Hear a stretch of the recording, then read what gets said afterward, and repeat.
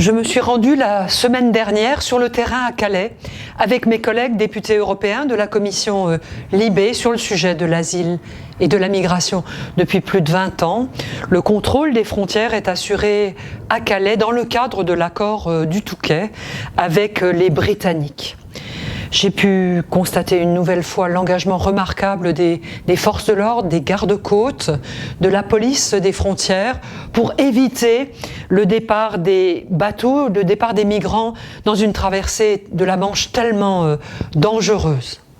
La lutte contre les passeurs, contre les réseaux qui organisent ces traversées est une priorité absolue et j'appelle pour lutter contre ces mafieux à une meilleure coordination avec la Belgique où ils se cachent souvent, avec l'Allemagne où ils se cachent aussi et où les bateaux en pièces détachées, les moteurs, sont importés.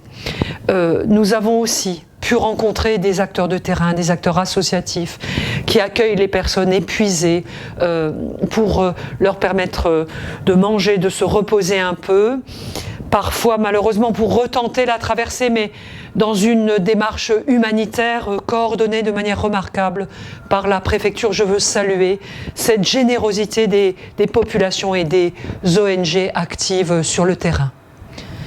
Mais le fond de cette situation à la frontière, qui est le résultat de traversées de toute l'Europe, n'est pas possible.